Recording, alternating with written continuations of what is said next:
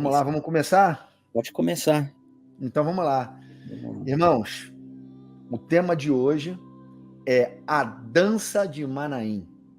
A dança de Manaim, essa expressão que aparece lá no livro de Cantares, no capítulo 6, precisamente no verso 13.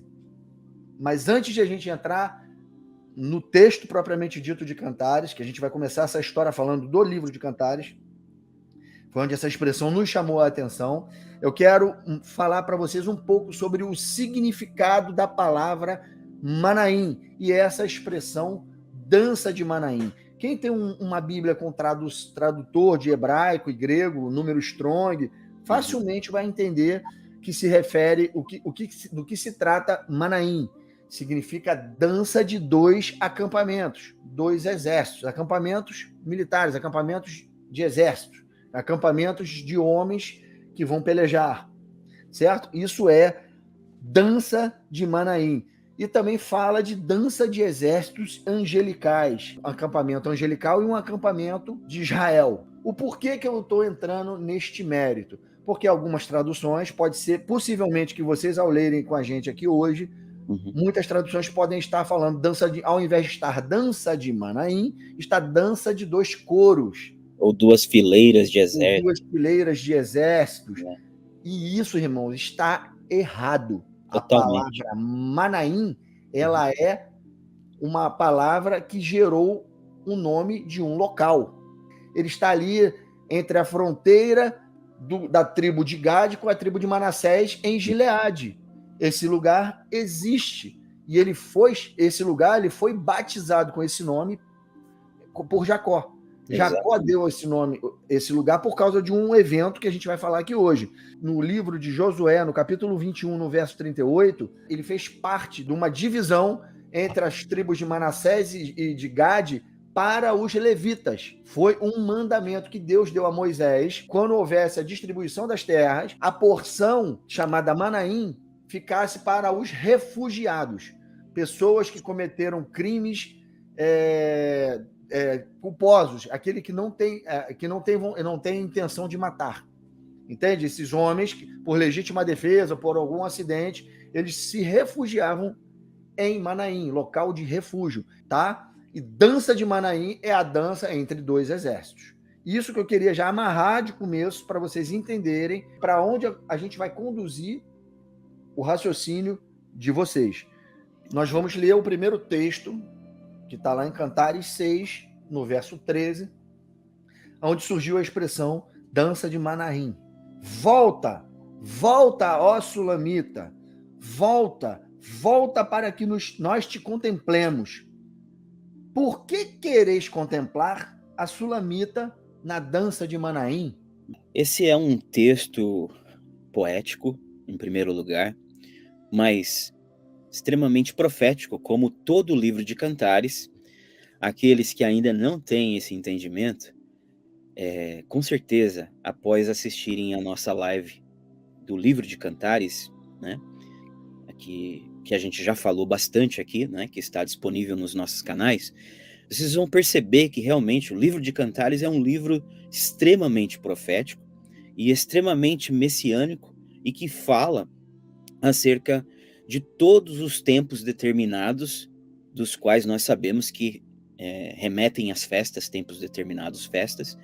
Então, quem já assistiu a nossa outra live sabe muito bem que o livro de Cantares, em seus 8 capítulos, eles estão contando a história das obras de Cristo em todas as 7 festas, cumprindo todas as festas, todos os tempos determinados, todos os moedes, né, os moedins. E quando a gente chega aqui nesse capítulo 6, a gente está vivenciando o momento que antecede o encontro da igreja com Cristo.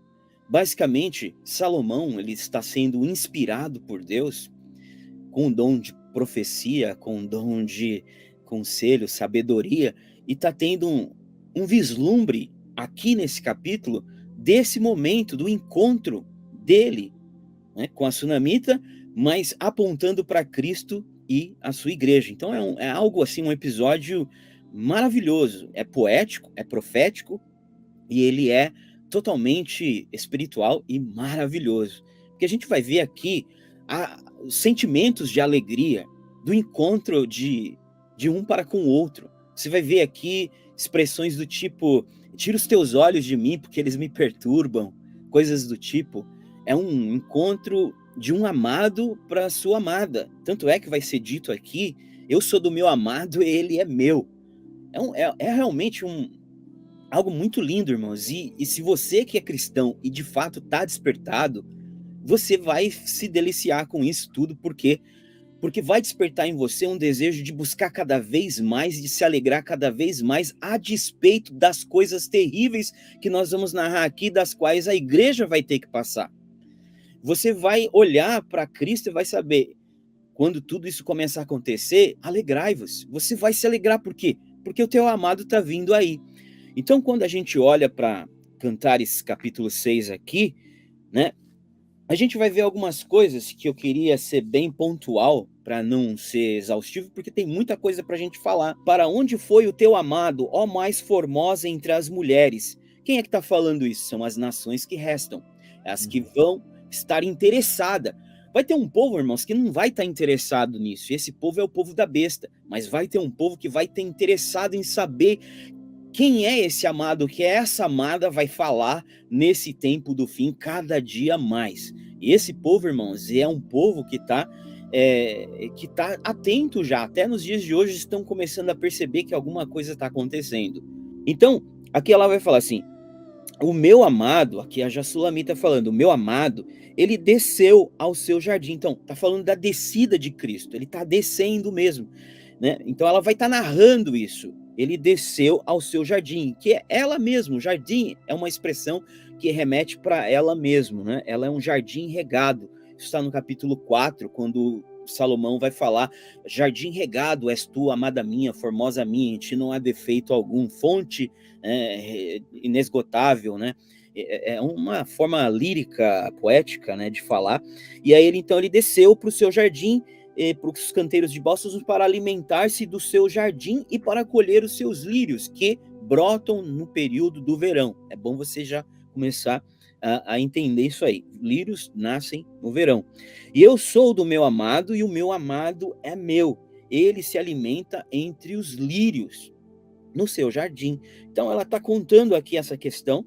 E daí agora a gente vai ver no versículo 4 que aqui o Senhor vai estar falando conosco quem é ela. Vai estar dizendo que ela é um exército, porque nós estamos falando de Manaim, 2 exércitos. Ela vai dizer que ela é um exército, mas vai também falar que ela é as 2 casas de Israel.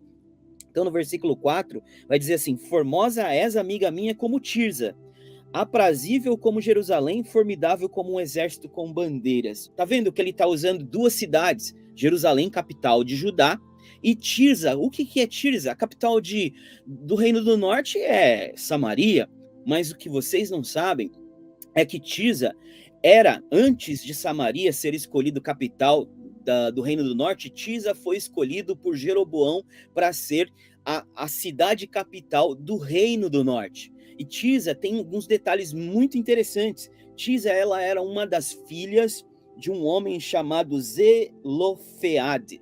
E, além disso, Tirza era uma dessas 5 filhas de Zelofeade, e ela vai herdar a herança do seu pai. Isso é algo tremendo. Então, ela herda a herança do seu pai, e aí ela passa a se tornar uma cidade cabeça da casa do Reino do Norte. 1 Reis 16:6 fala sobre o rei Baza, rei do norte, reinando de Tirza. 1 Reis 14:17 vai dizer que Jeroboão vai reinar de Tirza. Tirza é, antes de Samaria se tornar capital do Reino do Norte, a capital, primeira capital do Reino do Norte. Então a gente vê aqui Salomão falando literalmente: Sulamita, você é como as 2 casas de Israel. Sulamita, você é formosa como a casa de Israel, e você é aprazível como Jerusalém, a Olha só, capital da casa de Judá. pastor, aliás, rapidinho, para acrescentar. É. A tradução da palavra Tirza Uhum. é favorável. Tremendo. Favorável. Não Você tinha lembra em Oséias que a casa de Israel, quando ela estava separada da casa de Judá, ela era desfavorecida? desfavorecida. Agora aqui ela é favorecida, ela Agora é ela é favorável. favorecida. Uau! Não tinha reparado nisso. Ela é favorável, ela está unida. Favorável. Quando ela deixa de ser desfavorecida para ser favorecida. E isso está linkado com Sulamita, que é Isso. comparada como Tisra e Jerusalém, ou seja, as duas casas de Israel unidas nela, Muito na noiva amada desse noivo. Então, irmãos, primeira coisa, ela é as duas casas de Israel. Né? Só que a gente vai saber lá no capítulo 8 que ela é o muro da Nova Jerusalém, o que significa dizer que ela está fundada no fundamento dos 12 apóstolos.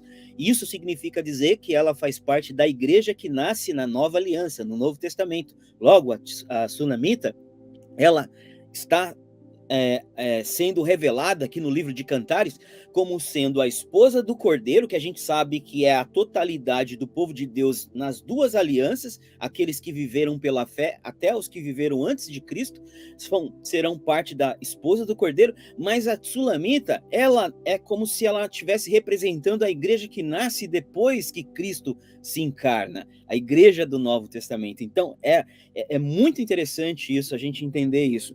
Dando continuidade aqui, no versículo 5 vai dizer que ela diz assim: desvia de mim os teus olhos, porque eles me perturbam, porque o encontro já está acontecendo. O encontro já está acontecendo e ela diz: olha, desvia de mim os teus olhos, porque eles me perturbam. O amado falando para ela, na verdade, né? Ou seja, o teu cabelo é como o rebanho de cabras que pastam em Gileade. E aí, Gileade, irmãos, é exatamente a região onde está Manaim.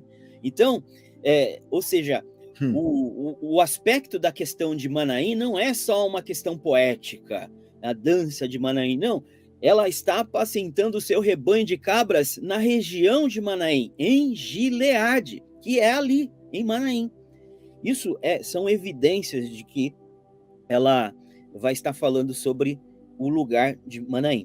E daí o verso de número 6 também tem revelação. Os teus dentes são como o rebanho de ovelhas que sobem do lavadouro, que era onde? No tanque de Siloé. Olha isso, irmãos.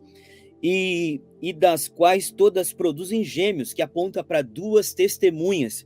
Porque lá na história de Davi, a gente vai ver que é lá exatamente que as duas testemunhas, que eu vou contar essa história, vocês vão ver que elas estão junto à fonte do lavandeiro, ao tanque de Siloé. Elas ficam ali, aguardando o momento em que Davi vai enviá-las, né, que vai representar Jesus. Só estou adiantando aqui para vocês entenderem que aqui nessa revelação que produzem gêmeos, ou seja, significa isso. Significa que essa mulher também tem o quê? Testemunhas, tem profetas no meio dela.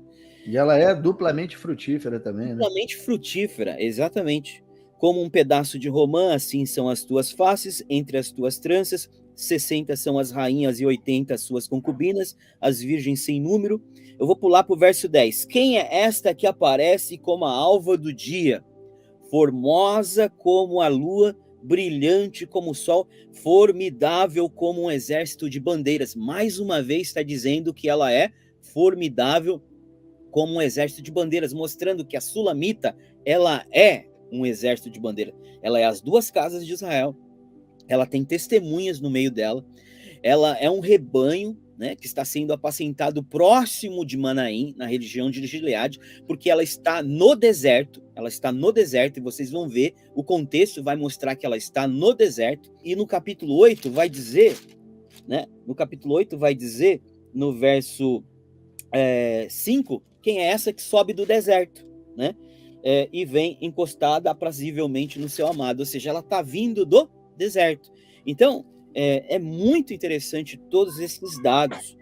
Aí, de repente, ela vai dizer assim: quem é esta que aparece como a alva do dia, formosa como a lua, brilhante como o sol, formidável? A palavra formidável aqui tem o sentido de assombroso. Ela é assombrosa como um exército com bandeiras. Ela impõe medo. É isso que o texto está falando.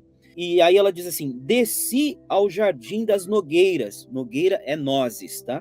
Desci ao jardim dos nozes, das nogueiras, para ver, o noivo está falando, né? Para ver os novos frutos do verão. Novos frutos do verão. Os novos frutos do verão. A ver se floresciam as vides e brotavam as romeiras. Então, vides, irmãos, só nascem no verão de Israel, tá? Frutos do verão, a palavra verão, né, Pedro, é ketz, né? Que significa fim, né? Fim. Tanto é que lá em Miqueias 7, quando o Senhor mostra para Miqueias um cesto de frutos do verão, ele diz assim: o que você está vendo, Miqueias? Ele vai dizer assim: eu vejo um cesto de frutos do verão. Aí Deus diz para ele assim: então chegou o fim para Israel, porque o verão tem a ver com o fim. E quando você vai lá para a parábola de Mateus 24, você também vai ver Jesus associando o verão ao fim. Ele diz: próximo quando fim. vocês verem a figueira brotando, os seus frutos, chegou o verão, então chegou o fim. Então, veja, irmãos, que o fim está relacionado com o verão, ou frutos de verão, porque os frutos do verão apontam para as festas do verão, as 3 últimas festas que são Yom Teruah, Yom Kippur e Sukkot. Trombetas, expiação, tabernáculos. Então, essas são as 3 últimas festas que precisam acontecer. Então, o episódio que nós estamos narrando para vocês está falando a respeito das últimas festas, está falando do tempo do fim, está falando desse nosso encontro com Jesus que vai acontecer nas últimas festas, no tempo determinado do fim, e quando chegar o momento de colher os frutos, chegou o fim. Então, ele desce para colher os seus preciosos frutos da terra. Olha só o que ela vai dizer. Então, quando ele desce para colher os seus preciosos frutos, olha o que ela vai dizer. A minha tradução vai estar dizendo assim: ele pôs a minha alma nos carros do meu povo nobre. E daí ela vai subir na dança de Manaim. Então, ela está falando que ele está descendo para o seu jardim para colher os seus preciosos frutos do verão. E quando ela está falando isso e está vendo isso... Num piscar de olhos, né? Num piscar de olhos, essa é a palavra. Sem perceber, num piscar de olhos, de repente ela se viu arrebatada. Ele colocou a sua alma, a sua alma nos carros nobres do seu povo nobre, né? Do seu povo excelente. Que coisa tremenda, irmãos, do seu povo precioso, né? E logo depois, o verso 13 fala de Manaim. Verso 13, exatamente. A dança dos 2 exércitos. Isso. E daí a gente vai ver novamente as nações que restam. Eu ia falar em inglês, again, novamente. Novamente, a gente vai ver as nações que restam, que têm interesse em saber e têm interesse que a Sulamita volte, vão estar dizendo: volta, volta, Sulamita, volta para que nós te vejamos. Aí vai acontecer aquilo que aconteceu com os discípulos de Jesus no Monte das Oliveiras, que é 2 anjos, né, que vão aparecer para os discípulos e vão dizer: por que vocês estão olhando para cima? Né? O mesmo Jesus que subiu é o mesmo que vai descer. É mais ou menos isso que eu consigo enxergar, porque ele vai dizer, né? Porque olhas para a Sulamita, né, na dança de Manaim? Por que vocês estão aí olhando? Porque essa mesma Sulamita que subiu, ela vai descer com Jesus, com o seu amado. E eu vejo também, sabe o quê? Porque quem está falando isso é ela, né? Isso. Eles estão falando para ela assim, o povo do deserto, né? E no contexto desse povo do deserto, quando o noivo está vindo, eu não sei qual capítulo agora, depois o pastor Alex pode falar, ele olha lá de cima, quando ele está vindo, ele fala que ela era a mais formosa entre as rainhas e as concubinas. Ela era a mais formosa. Ou seja, existiam outros com ela junto dela. Isso é claro que é a parte do deserto onde a igreja está com as nações, que não colocaram a marca. E aí, a noiva fala sempre, nesses últimos 3 anos e meio de deserto, ela vai falar do noivo para as nações. E as nações querem conhecer o noivo. E quando ele vem para levar a noiva para os ares, e o povo fala: volta, volta, Sulamita, volta. Aí ela pergunta, ela fala assim, ela faz a pergunta assim para o povo do deserto: por que queres contemplar a Sulamita na dança de Manaim? Como quem diz: vocês não fazem parte dessa dança. Essa dança é uma dança íntima. É a dança nupcial. É a dança do noivo com a sua noiva. Por que vocês querem ver esse momento de intimidade? Isso é um momento íntimo, meu e do meu noivo. Exatamente. Não é o momento das nações. Eu vou voltar com ele, mas agora sou eu e ele apenas. Detalhe, isso ainda não é o casamento. Não é. porque o casamento vai acontecer só depois da batalha no reino. É isso. O detalhe que nós vamos ver no decorrer da história, irmãos, e vale a pena você ficar aí com a gente, é que Manaim também, logo após, vai falar de um lugar onde haverá outros 2 exércitos se encontrando. Só que aí agora é o exército de Deus já com o seu povo reunido e o exército do anticristo. Então vocês vão ver, é tremendo, irmãos. Então Manaim também vai falar depois desse local onde vai estar acontecendo, né, a batalha final, né? Então vale a pena você ficar aí. Vamos então para a origem desse nome Manaim, para onde isso apareceu pela primeira vez, tá? Aonde essa cidade em Gileade, esse local em Gileade recebeu esse nome e o porquê recebeu esse nome. Eu vou contar uma história, irmãos, e depois vocês têm o dever de casa de ler Gênesis do capítulo 31 ao capítulo 33. É aonde vai estar toda essa história descrita, tá certo? Olha só. Diz assim, ó, eu vou ler o que eu escrevi aqui para vocês. Jacó vivia dias de angústia, pois fugia de seu irmão Esaú, e foi se esconder nas terras de Labão, onde o serviu por 20 anos. Irmão, guarda esse número, 20 anos. E por que 20 anos? 14 anos pelas filhas de Labão. Lembra que Labão tapeou Jacó, fez 7 anos trabalhar por Raquel e Lia. Aí ele ficou 7 anos para cada uma e depois mais 6 pelos seus rebanhos, pelos rebanhos que Labão daria para Jacó. Então, 20 anos ele labutou nas terras de Labão. Esses 20 anos, irmãos, já quero abrir aqui de cara, que remete ao tempo de 2000 anos, de 2 dias. Lembra? 2000 anos em que o povo de Deus trabalha, labuta, é escravo desse mundo embaixo de idolatria. Exatamente. Muitos cristãos, irmãos nossos, e vivem em idolatria. E eu quero dizer uma coisa para vocês, irmão, idolatria não se trata em você acender uma velhinha num poste ídolo apenas. Idolatria é tudo e qualquer coisa que esteja no lugar de Deus, acima de Deus, é idolatria. Pode ser dinheiro, pode ser por sexo, pode ser por roubo, pode ser por qualquer coisa do mundo, qualquer coisa que tira a tua comunhão, em primeiro lugar, com o teu Senhor, é idolatria. E a igreja vivia... Quer falar, pastor Neto? Não, só um detalhe, é interessante que, né, a Bíblia diz que Abraão saiu da terra de Ur dos Caldeus, da sua família, que era toda idólatra. Isso. E aí, Labão faz parte desse contexto. Então Isso eu vou falar aqui agora. Então ele trabalhou ali 20 anos debaixo dessa idolatria, porque Labão, junto com as suas filhas, né, eram idólatras, cultuavam falsos deuses. Eram os deuses estranhos, mas eles temiam ao Deus de Jacó. Isso tem que ficar bem claro. Labão temia, porque ele conhecia o Deus a qual Jacó servia. Ele viu, dentro desse contexto, o Deus de Jacó fazer várias coisas. Eles serviam a 2 senhores. Isso. Então, Jacó viveu ali nesse contexto, debaixo dessa situação, por 20 anos. Ou seja, isso aí aponta para os anos em que a igreja está trabalhando debaixo de uma escravidão desse mundo. Tá certo?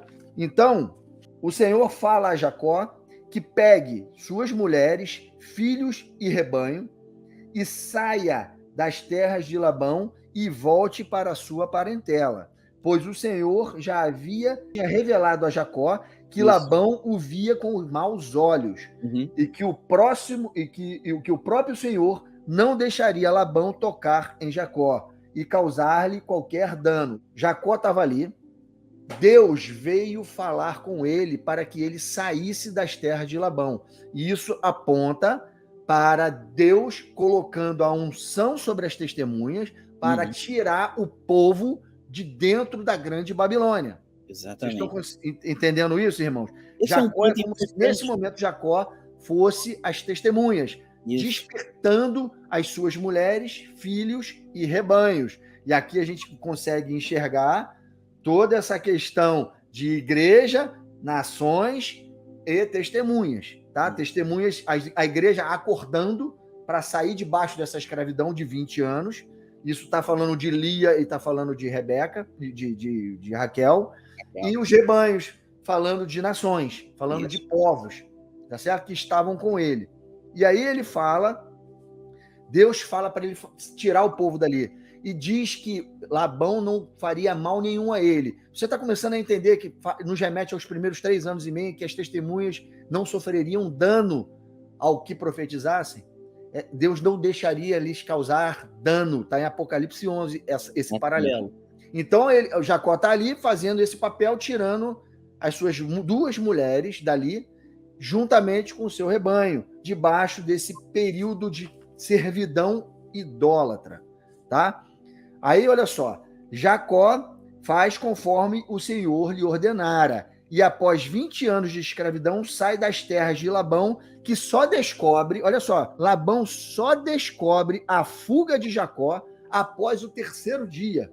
3 dias depois. 3 dias depois que Jacó foge, é que Labão vai perceber. E Labão junta seus irmãos e saíram ao encontro, ao encalço de Jacó. É uma jornada de 7 dias e alcança Jacó e o seu acampamento em Gileade, em Manaim. Labão, ele só percebe que Jacó fugiu no 3º dia. Irmão, olha isso. As testemunhas, elas fogem, e somente no 3º dia que o homem da iniquidade, quando ele é levantado, ele percebe que a igreja fugiu para o deserto e vai atrás dela. Uhum. Só nesse momento, você está entendendo?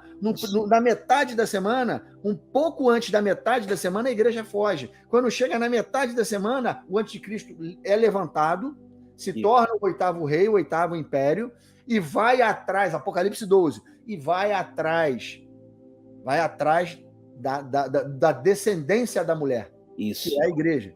E aí vai e não consegue pegar. Por que ele não consegue pegar? Porque Deus arroja lá os rios e não permite que aconteça o encontro. E aí tem mais uma revelação mais na frente que eu vou falar. Uhum.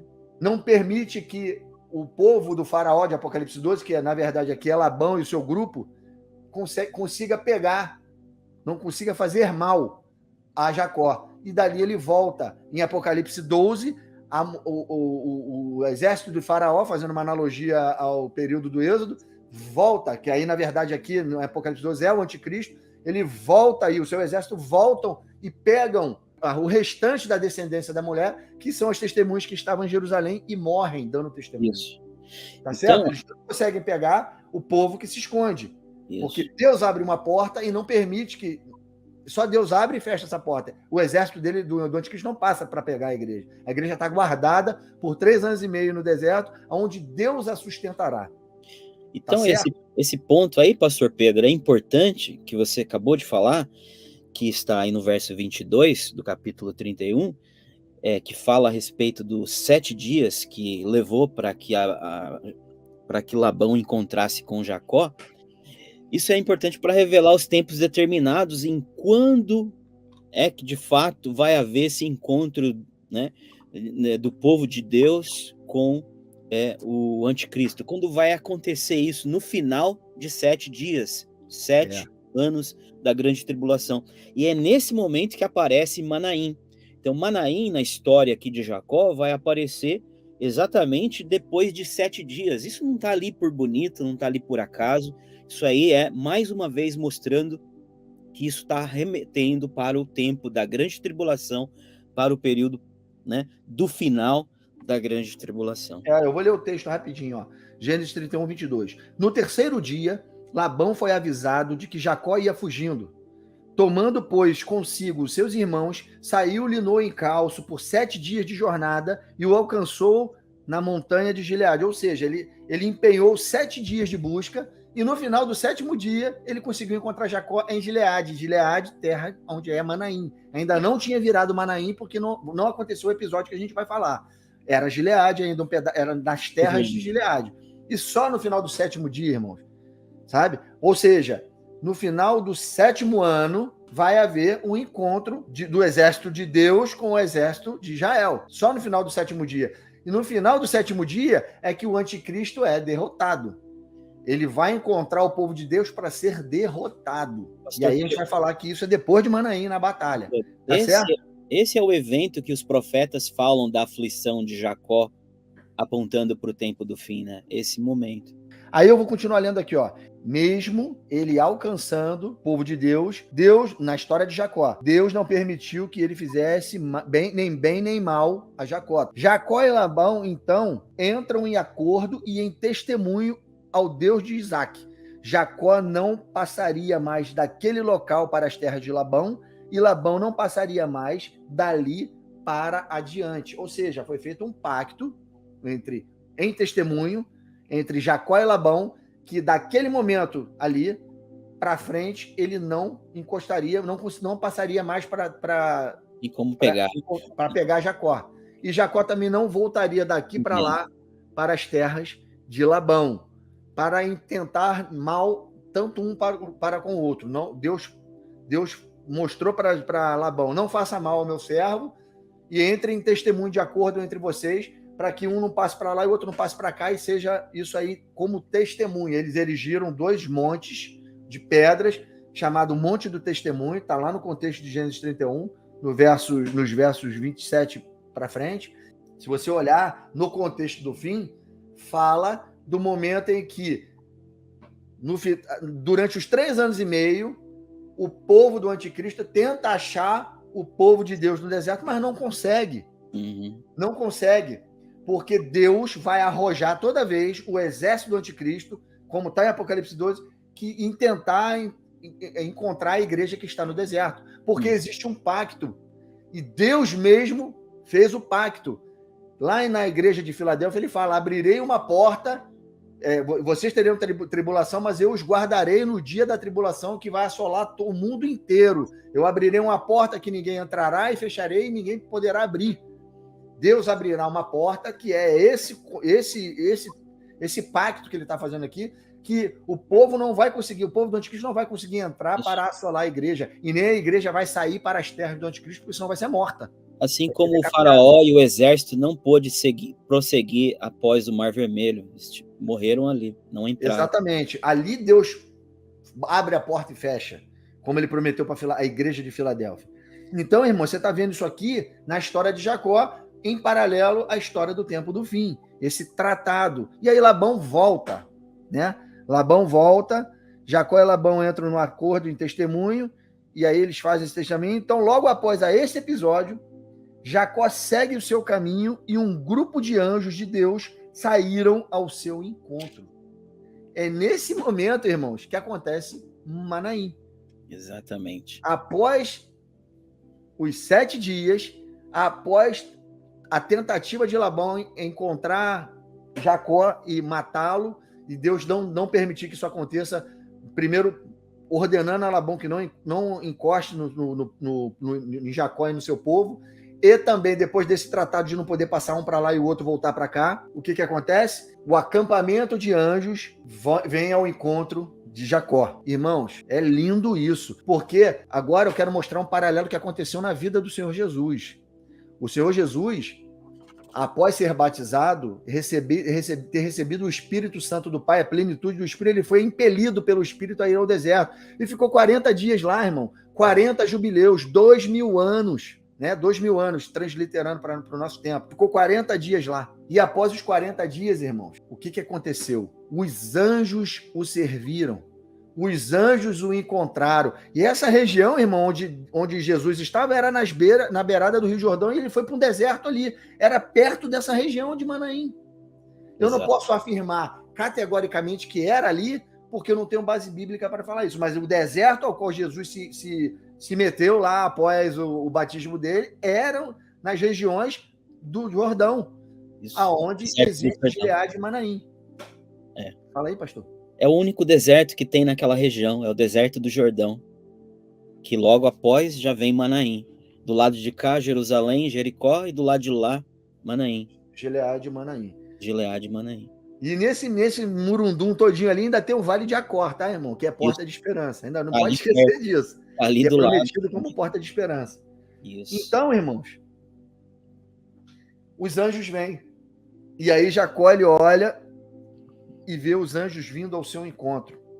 E aí surge, está lá em Gênesis 32, versos 1 e 2. Eu vou ler rapidinho aqui, porque é onde aparece a palavra Manaim. Também Jacó seguiu o seu caminho e anjos de Deus lhe saíram ao encontro. Quando os viu, disse: esse é o acampamento de Deus. E chamou aquele lugar de Manaim, porque ele estava com o seu acampamento, filhos e rebanho, e o acampamento de Deus, que eram os anjos, vieram ao seu encontro. 2 acampamentos. Aí ele fala: estou em Manaim. Os acampamentos de Deus encontrou o meu acampamento. Estou em Manaim. Certo, irmãos? Beleza? E aí, o que a gente traz para isso, para o tempo do fim? Lembra que Manaim era um lugar de refúgio? Exatamente. Jacó estava se refugiando ali. Estava fugindo. Refugiando o seu acampamento por causa de Labão. E aí os anjos encontram ele. E isso é a figura do arrebatamento. Arrebatamento. A igreja vai estar no local de deserto, no local de refúgio, e vai haver um Manaim, quando os exércitos de Deus descerem dos ares com o Senhor Jesus e arrebatarem a igreja, o acampamento do deserto com o acampamento celestial, e vão se encontrar nos ares, formando uma dança, que é a dança de Manaim que a gente leu lá em Cantares. Perfeito. E aí é lindo, porque no episódio seguinte a isso, na história de Jacó, é quando Jacó se torna Israel, irmãos. Exatamente. Jacó, ele deixa o acampamento ali, atravessa um riacho e vai ter com aquele anjo do Senhor. Isso é tremendo. Luta, persevera até receber a sua bênção. E isso está conectado completamente. Recebe um novo nome. Recebe um novo nome. Deixa de ser Israel terreno, porque no grupo entre judeus e gentios vai ter Israel terreno, e se torna agora o Israel terreno e os gentios em um Israel espiritual. A Jacó, ele deixa de ser Jacó e se torna Israel, porque ele encontra o anjo do Senhor. A igreja, quando sobe do local de refúgio para o encontro com o Senhor nos ares, porque se você leu o que acontece em Cantares, está lá escrito isso. A igreja, no piscar de olhos, o Senhor arrebata ela nos carros e leva para os ares. E só depois ela se enlaça em Cantares 7 no braço do noivo, e o noivo começa a elogiar ela, fala que os seus olhos são formosos, o seu rosto é luminoso, o seu cabelo, os seus seios, os seus dentes. Ele começa a olhar para ela como se ele estivesse enlaçado nos braços numa dança nupcial. Ali vira Israel. A igreja vira Israel espiritual, vira um Israel de fato, irmãos, como Jacó virou Israel de fato. E logo depois disso, acontece um encontro, um confronto de Israel, Jacó, com o seu irmão Esaú. Tá certo? Depois da dança de Manaim, depois de Jacó virar Israel, vem o momento mais difícil da vida de Jacó, encontrar o seu irmão Esaú vindo de Edom com 400 homens para matá-lo. Óbvio que no contexto de Jacó não houve o confronto, pois não era a hora da batalha do Armagedon. Não era a hora. A hora da batalha do Armagedon é no final da última semana de Daniel, após o arrebatamento, quando o Senhor encontrar a sua igreja virá Israel, aí nós vamos pelejar contra o povo de Esaú, o povo de Edom, o povo do anticristo, dentro do Vale do Megido, para realmente finalizar nessa batalha final e estabelecer o reino de Cristo aqui na Terra. Outro detalhe importantíssimo, que eu não posso deixar de falar, já estou finalizando a minha fala para o pastor Alex iniciar outra história que é deslumbrante também, irmãos. O que acontece? Jacó, após encontrar Esaú e haver aquele momento todo ali, de perdão e tudo mais, que não era a hora da batalha, na história de Jacó não era a hora da batalha, mas no encontro do Israel com Cristo vai ter a batalha. Nesse momento, Jacó, que Esaú vai embora, deixa Jacó seguir, e agora, irmãos, a coisa mais fantástica de todas está lá em Gênesis 33, versos 16 e 17. Eu vou ler para vocês, irmãos. Assim, voltou Esaú aquele dia a Seir, pelo caminho por onde viera. Ele volta. E Jacó partiu para Sucote, e edificou para si uma casa, e fez palhoças para o seu gado, por isso o lugar chamou Sucote. Ou seja, Jacó, Israel, levou o seu povo para o tabernáculo. Para as festas dos tabernáculos. Festa dos tabernáculos. Após a batalha do Armagedon, foi para Sucote. Após a batalha, ao encontro com os edomitas, né, os ismaelitas, ele foi para Sucote. Jesus Cristo, ele vem, faz a dança nupcial de Manaim, vai para a batalha do Armagedon e depois introduz a noiva no Sucote, na festa dos tabernáculos, aonde há o casamento. Porque em Deuteronômio 24, verso 5, diz que o noivo não pode sair para a batalha depois do casamento. Deuteronômio 24, verso 5, irmão. Nos ares não é o casamento, é a dança nupcial. Depois ainda tem uma guerra.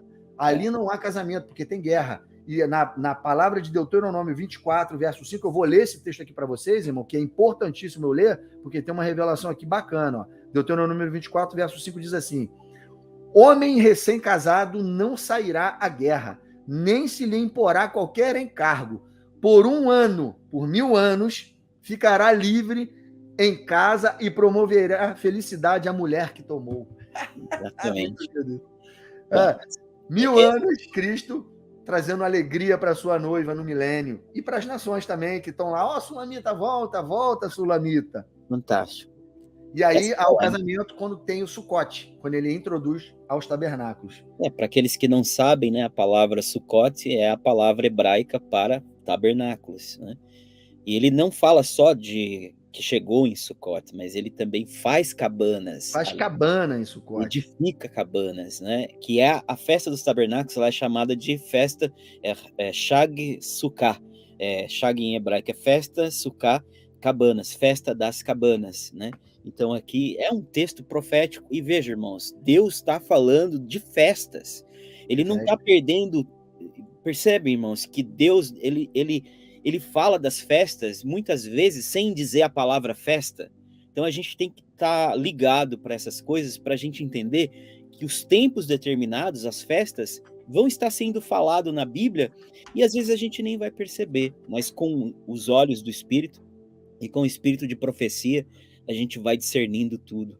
Então, irmãos, como vocês estão vendo, nós estamos de fato diante de um banquete espiritual, pelo menos eu me sinto assim, me alimentando dessa palavra maravilhosa que tem edificado muito a minha alma e não só está nos dando aqui uma porção a mais da palavra de Deus, mas está cada vez mais confirmando aquilo tudo que a gente já vem recebendo do Senhor, no sentido de entendermos que de fato essas coisas são assim, de que a palavra de Deus inteira vai estar confirmando, né? A palavra por si só, ela vai se confirmando de muitas maneiras, né? Muitas pessoas não estão acostumadas com enigmas, podem ficar pensando assim, poxa, mas enigmas é uma linguagem simbólica que carece muito da interpretação, né, da pessoa que está tentando discernir. Mas, irmãos, a Bíblia interpreta a própria Bíblia, e o Salmo 78, se não me falha a memória, ou 78 ou 79,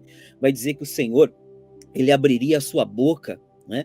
Ele abriria a sua boca em parábolas e falaria enigmas da antiguidade, para que esses pudessem ser levados de pais para filhos e até as gerações vindouras, os quais enigmas da antiguidade revelariam as grandes obras de Deus, os seus sinais e as suas maravilhas, né? Então, que coisa tremenda, irmãos. Deus, ele fala de muitas maneiras, de muitas formas, e ele fala por meio de enigmas. Então agora, a gente vai começar a contar aqui essa última história, dessa tríade linda, maravilhosa, que nós estamos aqui trazendo para os irmãos, né? E os irmãos vão observar que o ponto principal aqui é Manaim.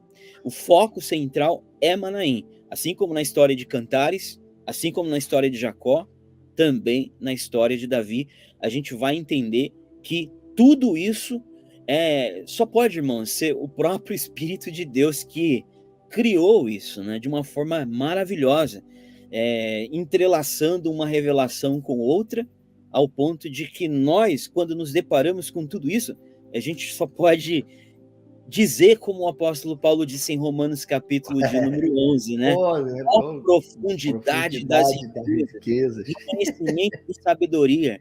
Quem conheceu a mente do Senhor? Quem foi o seu conselheiro?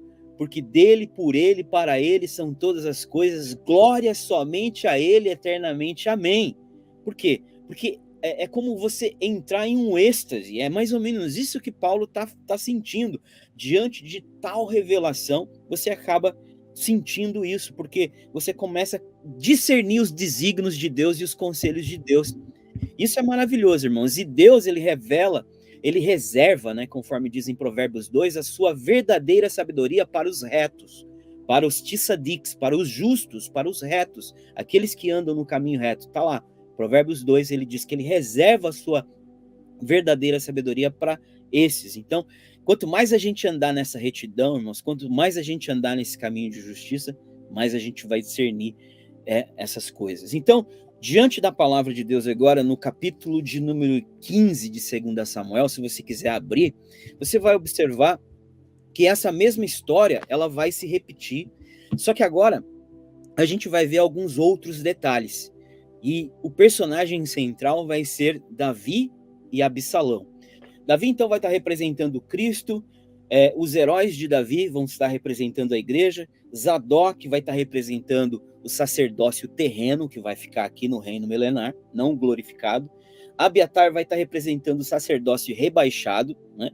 Aimás e Jonatas vão estar representando as duas testemunhas, Uzai vai estar, o amigo de Davi, vai estar representando o espírito de confusão que o Senhor vai enviar, que Davi vai enviar para confundir Absalão, seu filho.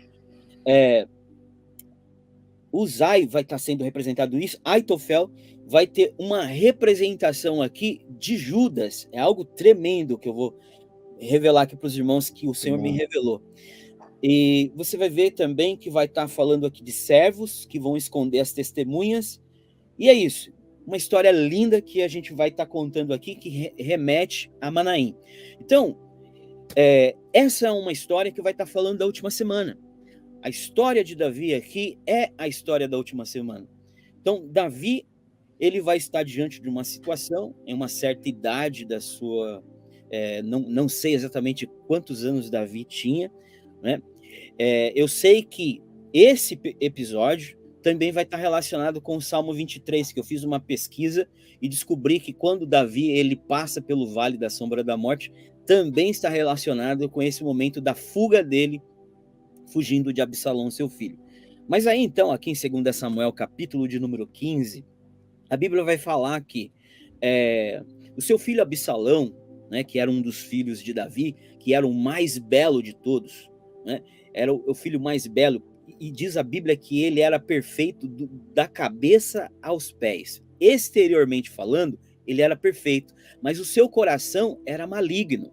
Ele era bonito por fora, mas ele era feio por dentro. Exatamente como o diabo.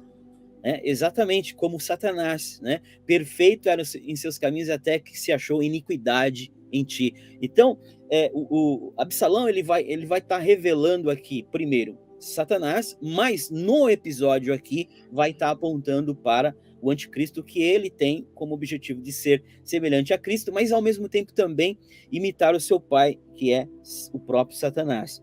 Então, a Bíblia vai estar falando aqui que, de repente, ele vai estar exilado na cidade de Gessur, na Síria, ao norte de Israel. Então, irmãos, Absalão está no norte de Israel, na Síria, na cidade de Gessur, que nos tempos do reino dos Seleucos, né, dos Seleucos, de onde vem Antíoco Epifânio, que é uma figura do anticristo, ficava na Turquia e na Síria. Não é só na Turquia, mas na Turquia e na Síria, ao norte de Israel.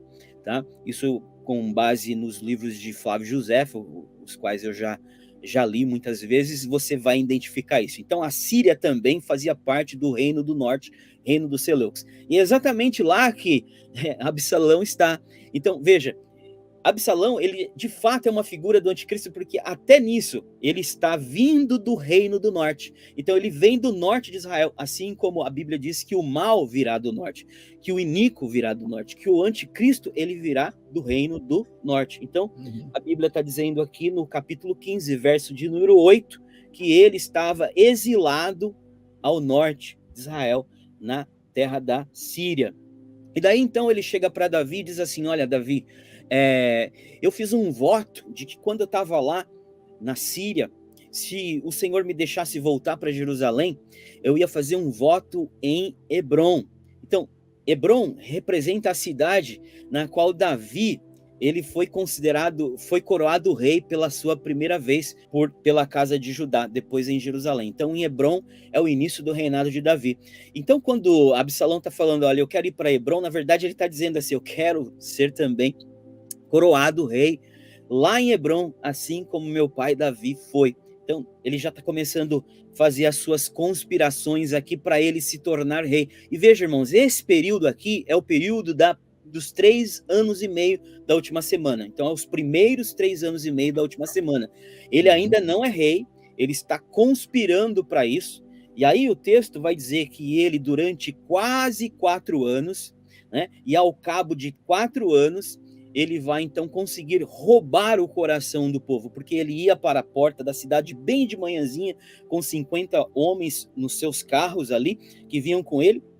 Ele se punha à porta daquela cidade de Jerusalém, e ele então roubava o coração do povo durante quase 4 anos, irmãos, 3 anos e meio de operação do engano, né? Ele ainda não está reinando, mas ele está roubando o coração do povo de Israel. E vocês vão ver, irmãos, que a Bíblia vai dizer que ele vai enganar, né, todas as tribos de Israel, de Dan até Berseba, como pó da terra, com exceção das dezenas de miríades que serão fiéis a Davi e que vão fugir com Davi.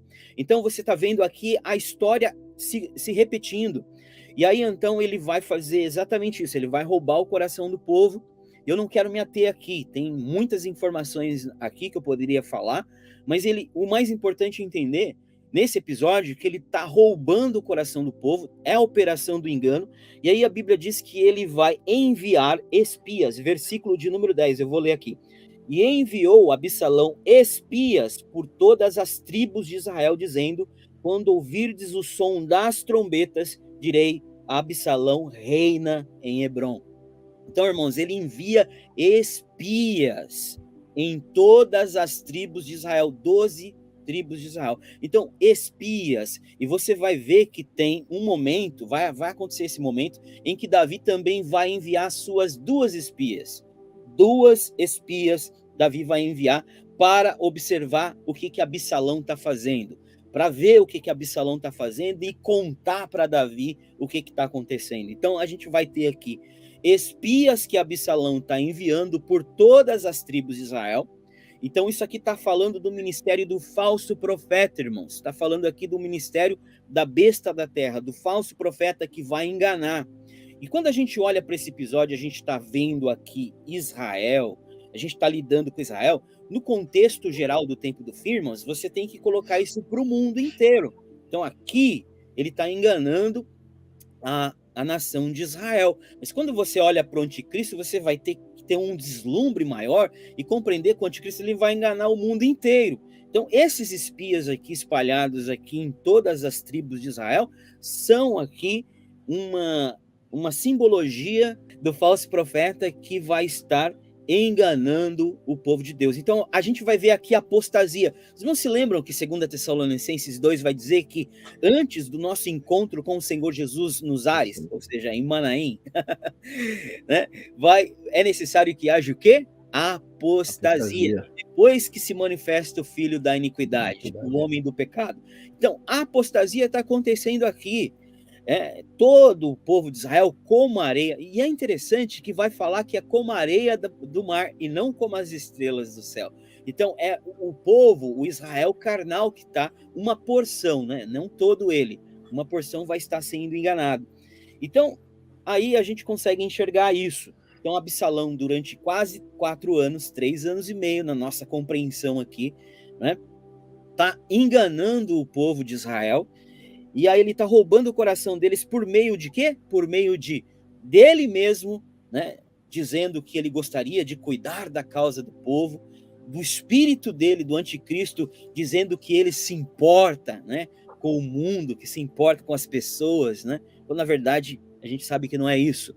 Esse espírito do anticristo que está aí agindo no mundo tentando enganar, mas também por meio dos seus espias, das suas testemunhas, que muito em breve, quando começar a última semana, elas vão serem manifestas, né?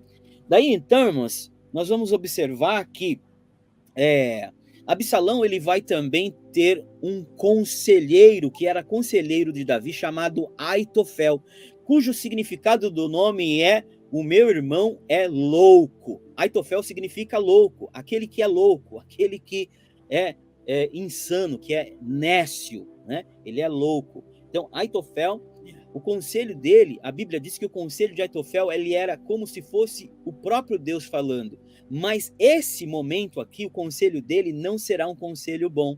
E vocês vão entender isso que eu estou começando a falar aqui. Então, vejam, irmãos, nós já vimos aqui Absalão representando o anticristo, nós vemos aqui espias representando o falso profeta, e agora a gente vai ver aqui Aitofel, né, fazendo um papel muito interessante e contra Aitofel, ou seja, para rebater Aitofel, ou melhor, para dissipar o conselho de Aitofel.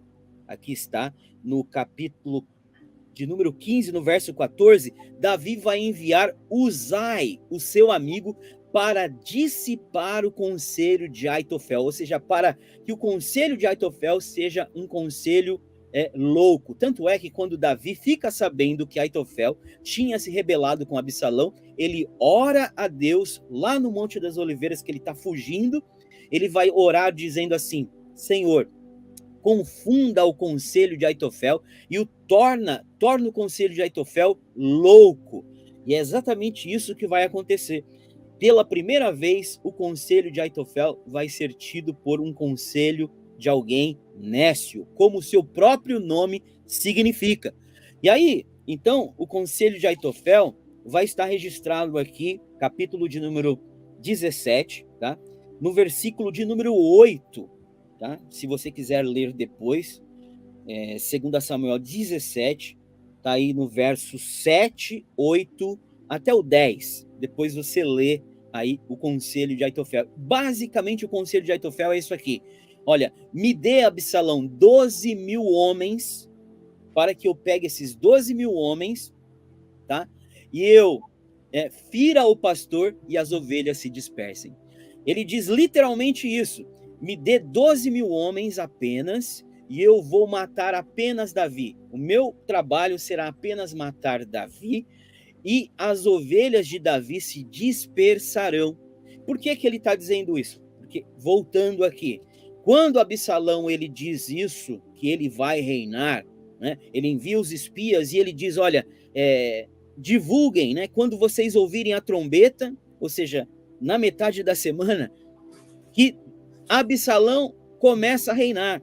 No versículo de número 13, de 2 Samuel 15 em diante, vão dizer para Davi que Absalão está lá em Hebrom dizendo que ele vai reinar, e que todo Israel, irmãos, olha que coisa tremenda. Então, versículo 13, veio um mensageiro a Davi dizendo: o coração de cada um em Israel segue Absalão.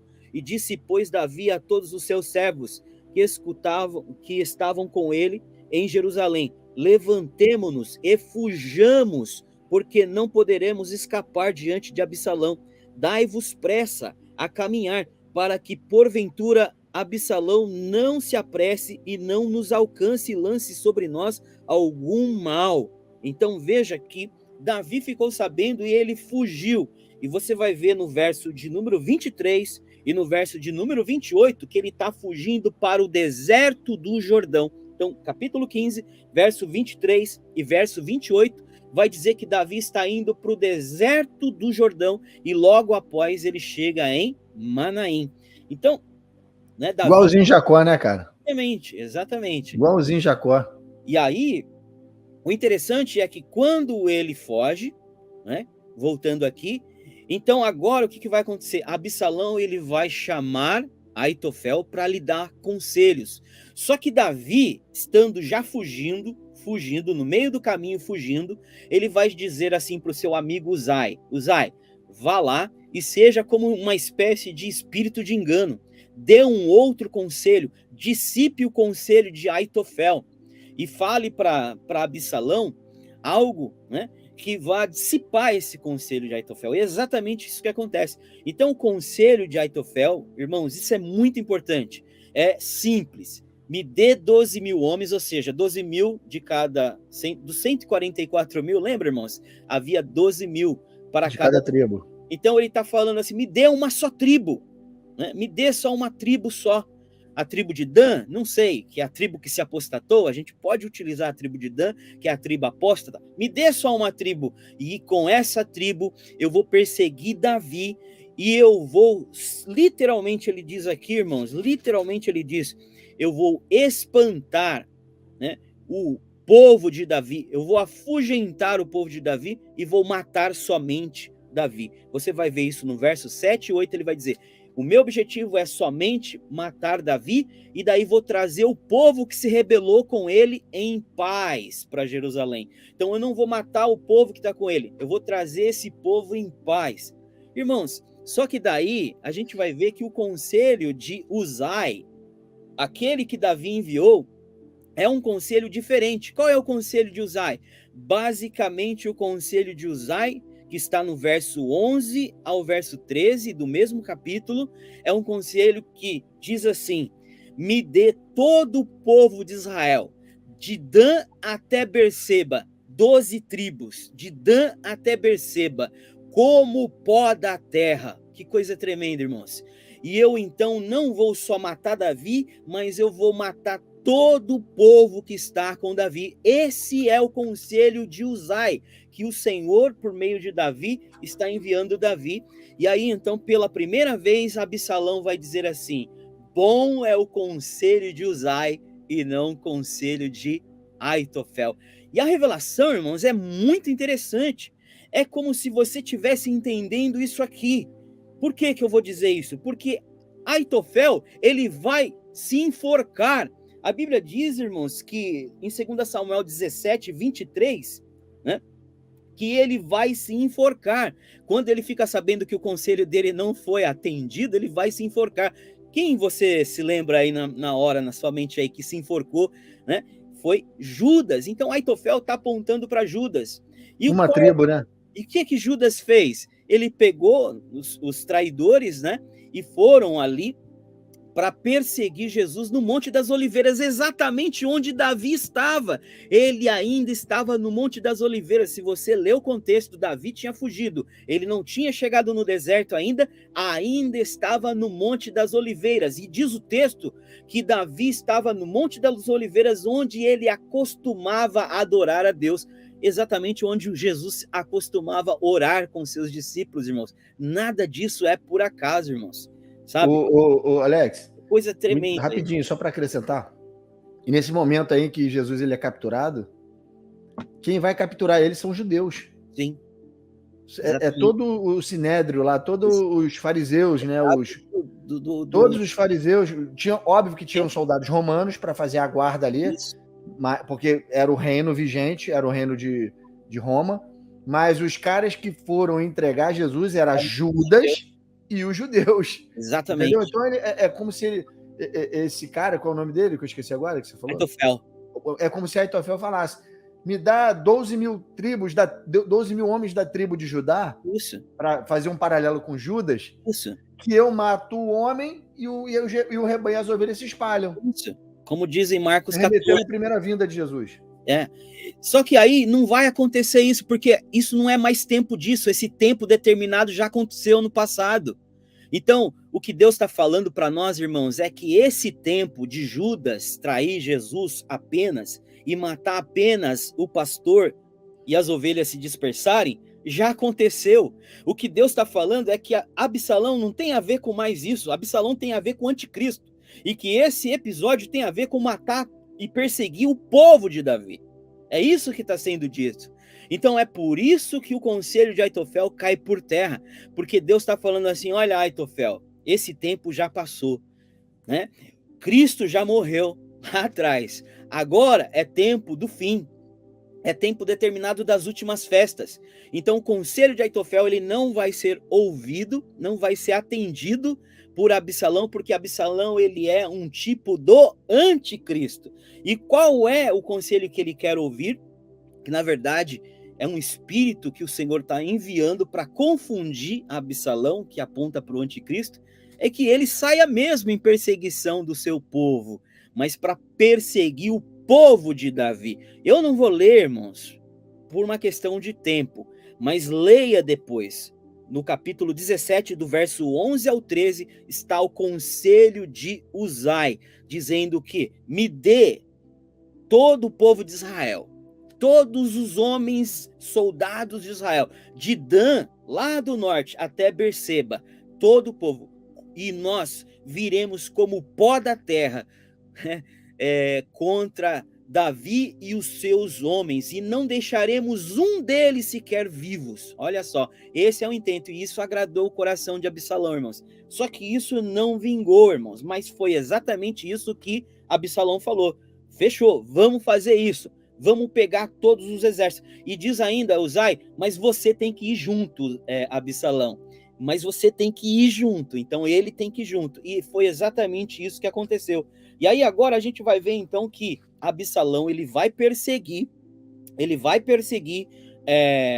o povo de Davi, que já está atravessando o Monte das Oliveiras, vai descer ao Vale do Jordão, que é onde está o deserto. Só Olha que aí. a Bíblia vai dizer, irmãos, que Davi vai ficar esperando do lado de cá do Jordão. O Jordão, ele não vai atravessar até que as testemunhas que ele vai enviar, os espias, voltem. Ele não vai atravessar o Jordão. Irmãos, atravessar o Jordão fala de arrebatamento. Elias atravessou o Jordão e ele foi arrebatado. Josué atravessou o Jordão, isso fala de entrar em Canaã. A gente sabe, irmãos, que o Jordão fala de algo que tem a ver como um portal dimensional que divide esse período, né, de 40 anos no deserto que Moisés guiou o povo, e após 40 anos no deserto, o povo atravessou o Rio Jordão.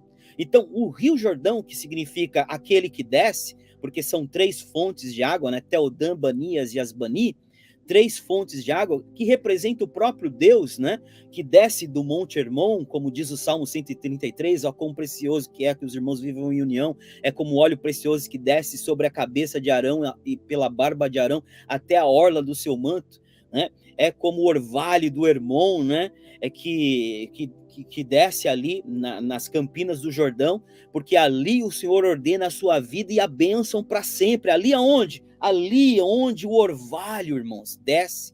O orvalho, irmãos, nós sabemos que aponta para Cristo. Oséias fala isso no capítulo 4, que ele desceria sobre nós como o orvalho da terra. Cristo é esse orvalho. E o orvalho, né, tá apontando para isso. E esse Rio Jordão, que é o foco aqui, ele aponta para um momento do arrebatamento, só que Davi, ele vai até lá. Então, aqui no capítulo de número 15, no versículo de número 14, tá? 16, 14. No versículo de número 14 vai dizer assim, deixa eu ler aqui para os irmãos, que Davi, ele chega ali junto do Rio Jordão, tá? Então, olha só o que vai dizer aqui, né? 2 Samuel 16, 14. O rei e todo o povo que estava com ele chegaram exaustos ao Jordão e ali ficaram, e ali descansaram, tá? Então, eles não atravessaram o Rio Jordão, mas ali eles ficaram. E daí, então, Davi, ele tinha enviado, tá, os 2 filhos de Abiatar e Zadok. Zadok e Abiatar, irmãos, são os sacerdotes, tá? E Davi diz para Zadok e Abiatar ficarem em Jerusalém. Ou seja, Zadok e Abiatar, eles não vão com Davi. Eles ficam em Jerusalém. E o detalhe, a Bíblia diz que eles levam a arca de Jerusalém, que estava indo com Davi, e quando chega ao pé do Monte das Oliveiras, Davi, ele diz assim, volta. volta, leva a arca de volta para Jerusalém, porque se Deus achar graça diante dos meus olhos, ele vai me deixar voltar para Jerusalém e eu vou ver a arca de novo. E aí a gente sabe, irmãos, que a arca aponta, né, para o trono de Deus. Jeremias fala que a arca é como o trono de Deus, né? A arca da aliança. E Zadok e Abiatar falam desse sacerdócio que não vai ser arrebatado com a igreja, que fica. E Davi estava falando, olha, fiquem lá em Jerusalém, eu vou voltar. Quando eu voltar, né? Daí eu vou voltar, eu vou ver novamente a arca, que fala do trono de Deus, né? Então é como se Davi estivesse dizendo aqui de forma profética, Jesus vai, né, levar a sua igreja, mas ele vai voltar. E quando ele voltar, vai ter um sacerdócio ali terreno de Zadok e um sacerdócio rebaixado, representado por Abiatar.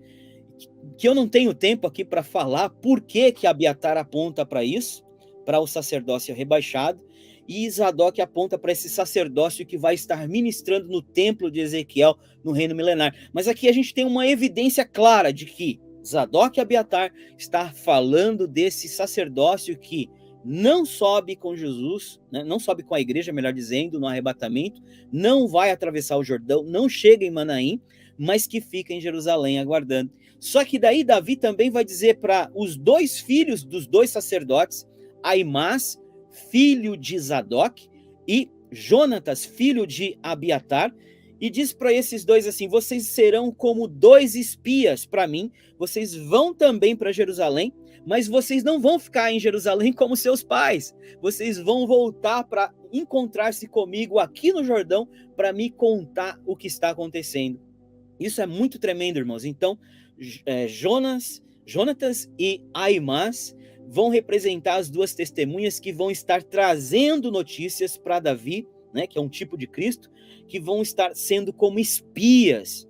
E o interessante, irmãos, é que essas duas testemunhas, irmãos, elas vão fazer esse papel de trazer essas informações para Davi, dizendo, olha, o que aconteceu foi que Uzai, ele dissipou o conselho de Aitofel, Absalão está vindo aí e a gente tem que atravessar o Rio Jordão. É basicamente isso que Jonatas e Aimás vai dizer aqui em 2 Samuel, capítulo 17, no versículo de número 22 e 23, que eles vão se encontrar com Davi ali no Rio Jordão, antes de atravessar o Rio Jordão, tá? Eu vou até ler esse versículo porque diz assim, e sucedeu que depois que partiram, saíram do poço, foram e anunciaram a Davi e disseram a Davi, levantai-vos e passai depressa as águas, porque assim aconselhou contra vós Aitofel. Então Davi e todo o povo que com ele estava se levantaram e atravessaram o Rio Jordão e passaram, e já pela luz da manhã, nem ainda faltava um sequer sem atravessar o Rio Jordão. Então, esse episódio aqui é o episódio em que nós estamos falando do momento do arrebatamento, do final da última semana. Lembra, irmão? Absalão, ele enviou seus espias para enganar o povo durante quase 4 anos, 3 anos e meio, e depois, então, ele passa a reinar na metade da semana. Davi foge com o seu povo para o Monte das Oliveiras, e aí ele chega no deserto, ele está indo para o deserto, e ele aguarda ali, no deserto do Rio Jordão, ele aguarda agora o quê? Ele aguarda Aimás e Jonatas trazerem as boas novas, as notícias. E aí, quando Aimás e Jonatas chegam, então eles atravessam. Só que antes disso acontecer, o que é que aconteceu? Absalão, ele enviou um moço que identificou Aimás e Jonatas e viu que Aimás e Jonatas eram espias e perseguiu Aimás e Jonatas. E aí a Bíblia vai dizer, irmãos, que coisa tremenda, a Bíblia vai dizer que, então, uma mulher da cidade de Burim, ali no deserto da região do Jordão, na cidade de Burim, uma mulher, ela vai esconder os 2 espias, Aimás e Jonatas, dentro de um poço, vai cobrir com um manto e vai colocar cereais por cima deles. E quando esses jovens, junto com os soldados de Absalão, chegam, a Bíblia diz, irmãos, que eles não encontram os 2 espias, e aí então, quando eles vão embora, né, porque a mulher diz para eles assim, olha, eles já atravessaram o Jordão, eles já estão bem longe daqui, já atravessaram o Jordão.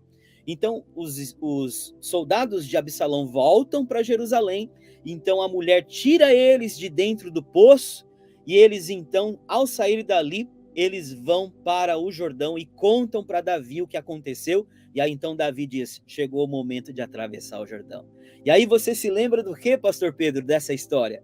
Da história de Raabe, em que ela esconde os 2 espias, irmãos. Os 2 espias que estão indo espiar a cidade de Jericó. E quando então agora, depois dela esconder os 2 espias, ela então avisa eles e eles vão então agora em direção a quem? A Josué.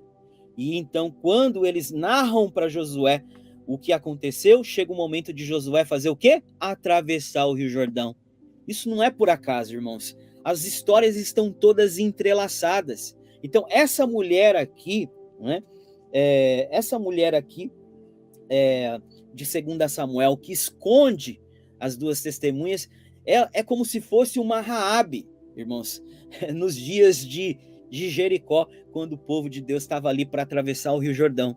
E aí, então, agora nós chegamos na fase mais importante dessa história que eu estou contando aqui agora, dessa terceira história, que é o momento em que eles vão atravessar o Rio Jordão e vão chegar a Manaim. Eu vou ler aqui, que é o verso de número 22 e 23, que diz assim: Então Davi e todo o povo que com ele estava se levantaram e passaram o Jordão, atravessaram o Jordão, e já pela luz da manhã do dia, nem ainda faltava um só sequer que atravessasse o Jordão. Vendo, pois, Aitofel que se não tinha seguido o seu conselho, abardou o jumento, levantou-se e foi para a sua casa e para a sua cidade, e pôs em ordem a sua casa, e se enforcou. Lembra que eu disse que Aitofel se enforcou? Assim como Judas? E Davi, versículo 24, e Davi chegou a Manaim, e Absalão passou o Jordão, e ele e todos os homens de Israel com ele, e Absalão constituiu Amasa como seu chefe. Versículo 27, e sucedeu que chegando Davi a Manaim, né, aconteceu um outro episódio ali. Então veja, irmãos, que Davi chega em Manaim após atravessar o Rio Jordão, que fala do momento do arrebatamento. E o detalhe, o arrebatamento que é narrado aqui tem a ver com a travessia do Jordão, só acontece quando as 2 testemunhas tiverem chegado, terem completado a sua missão. E nós sabemos que as 2 testemunhas, elas vão realizar seu ministério nos 3 primeiros anos e meio, né?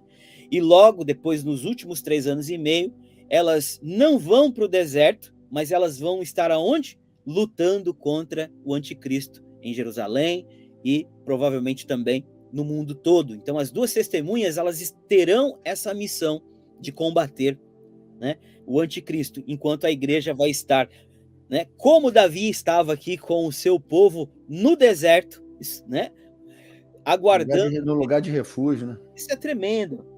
Porque você vê que isso aí é um paralelo com a primeira ressurreição, né? Quando Paulo fala que nós o que ficarmos, aguardamos, não seremos arrebatados antes que eles ressuscitem e sejam glorificados. A primeira tradução, licença, eu estou dizendo aqui do meu jeito, tá? Não estou transliterando. Então você vê que Davi, ele espera, né? Ele está esperando os 2 espias voltarem da sua missão, as testemunhas, né? Para que todos juntos atravessem o Jordão, ou seja, todos juntos, as testemunhas que morreram de todas as eras humanas. Olha só, agora eu estou fazendo um paralelo, tá, irmão? A história de Davi e o tempo do fim. O Senhor não vai arrebatar aqueles que sobraram no deserto só. O Senhor vai arrebatar todos os que testemunharam e serviram de espias em toda a era cristã.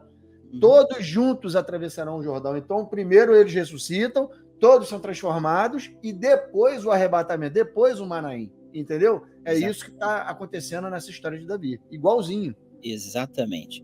E aí, então, o que a gente vai entender aqui é que logo após eles atravessarem o Rio Jordão, o que vai acontecer, irmãos? Vai acontecer que vai haver um encontro de 2 exércitos de novo.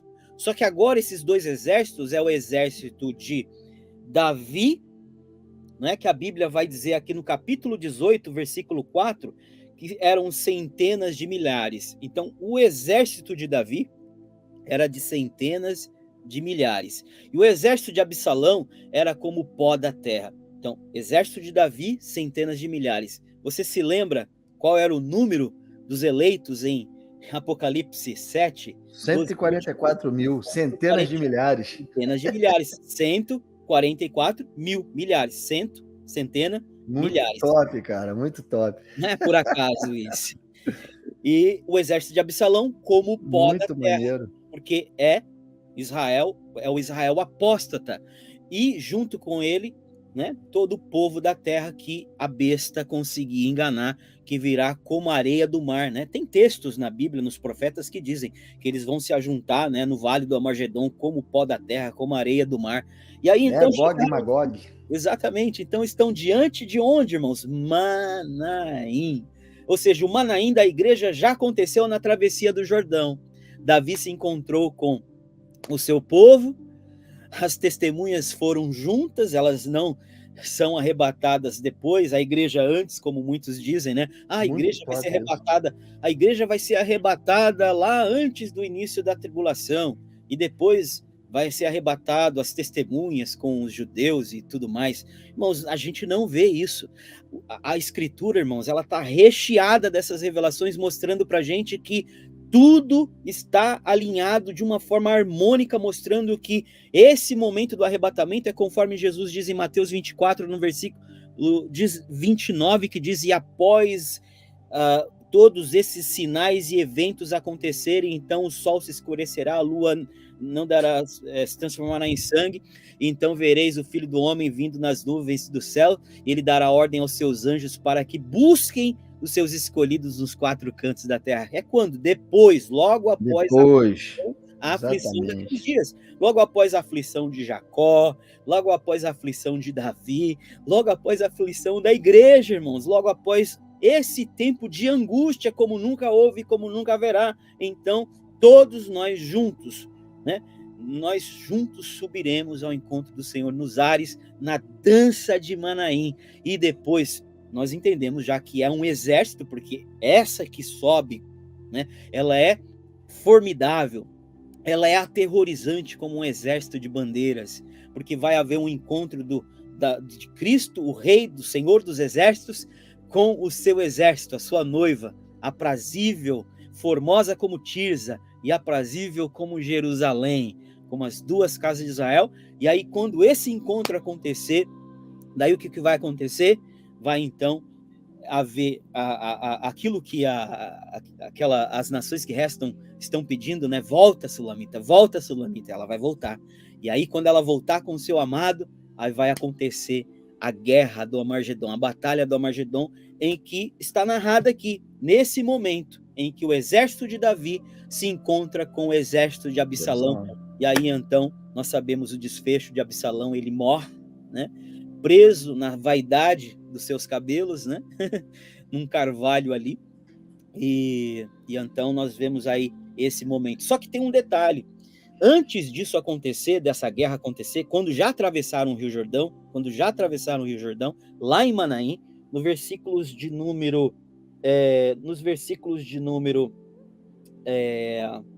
27, diz assim: e sucedeu que, chegando Davi a Manaim, Sobe, filho de Naás, de Rabá, e de filhos de Amon, e Maquir, filho de Amiel, de Lodebar, e Barzilai, o gileadita, de Rogelim, tomaram camas, bacias, vasilhas de barro, trigo, cevada, farinha, grãos torrados, favas, lentilhas, também torradas, mel, manteiga, ovelhas, queijos, vacas, e trouxeram a Davi e ao povo que com ele estava para comerem, porque diziam eles, esses três homens: este povo veio do deserto e está faminto, cansado e sedento.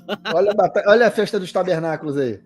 Que coisa tremenda. Tremenda, né, cara? A festa com tutanos, Vamos celebrar! Com vinho velho, com carnes gordurosas.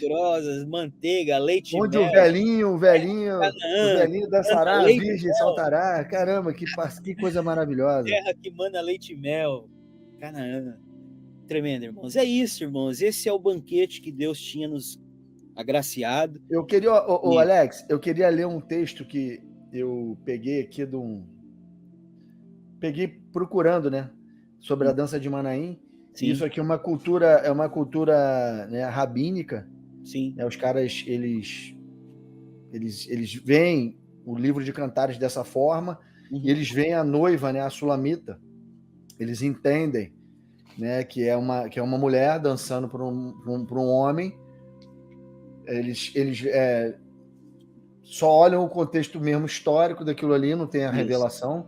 Sim. Porém, eles têm uma interpretação legal sobre Cantares e sobre a dança de Manaim, e falam de guerra. Eu queria ler esse texto aqui rapidamente para a gente finalizar, e depois eu vou botar o vídeo para vocês ouvirem, irmãos. Sim. Olha só, não vai embora não. Tá assim, ó. Dança de Manaim. Também era dança nupcial. Também era dança nupcial, durante a qual a noiva dançava com uma espada na mão direita e um lenço na sua mão esquerda. Ela bailava entre duas fileiras de espectadores, homens de um lado, mulheres do outro, enquanto se cantava por solistas constituídos de cada lado. Embora este trecho esteja se referindo fisicamente aos atributos físicos da jovem, que está falando do livro de Cantares, há ensinos espirituais por trás da pessoa. A festa de casamento tinha bastante músicas e danças. Não seria nada incomum os hóspedes observarem a noiva, o centro da atenção, dançando nas celebrações. Nesse caso, a noiva dançou para o esposo e ele descreveu suas formas graciosas. Alguns rabinos vão empregar o original da palavra manahim em hebraico para mostrar que pode tratar-se de uma dança de anjos. Então você vê que é toda uma coisa... Uma espada na mão e um lenço. E um lenço na outra. Aí você vê que a mulher está dançando, mas está se preparando para guerra.